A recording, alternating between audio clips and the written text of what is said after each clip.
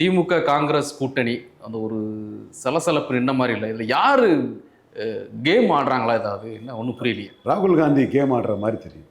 ராகுல் காந்தி தேவை என்ன இருக்கு? என்ன தேவைன்னு அவருக்கு தான் தெரியும்.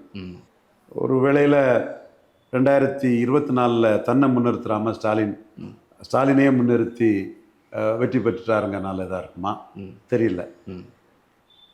வெற்றி பெற்ற அணி ஒரு ஸ்டேட்டஸ்கோ சீட்டு வேணும்னு கேட்கறது நியாயம். சரி, ஆட்சியில் பங்கு அதிகாரத்தில் பங்குன்னு சொன்னால் நீங்கள் 2021 வரும்போதே ஆட்சியில் பங்கு அதிகாரத்து பங்குலாம் சொல்லாமல் தானே நீங்கள் அந்த கூட்டணி அமைச்சிருக்கிறீங்க. இன்னைக்கு நேற்று அமைச்ச கூட்டணி இல்லையே.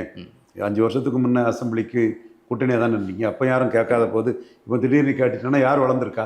காங்கிரஸ் வளர்ந்ததுக்கு என்ன ஆதாரம் இருக்குது? இல்லை மதிமுக தேஞ்சதுக்கு என்ன ஆதாரம் இருக்குது? இல்லை விசிகா தேஞ்சு போச்சு வளர்ந்து போச்சுங்கெல்லாம் என்ன ஆதாரம் இருக்குது? அவங்கவுங்க ஒன்றா நின்று தானே ஜெயித்துட்டு இருக்கிறாங்க. சரி, இந்த இடத்துக்குள்ள இந்த அணியை குழப்பி ஒரு தனக்கு ஒரு முக்கியத்துவத்தை தேடணும்னு ராகுல் காந்தி மாணிக் தாகூரை வச்சு ப்ளே பண்ணுற மாதிரி தான் தெரியுது.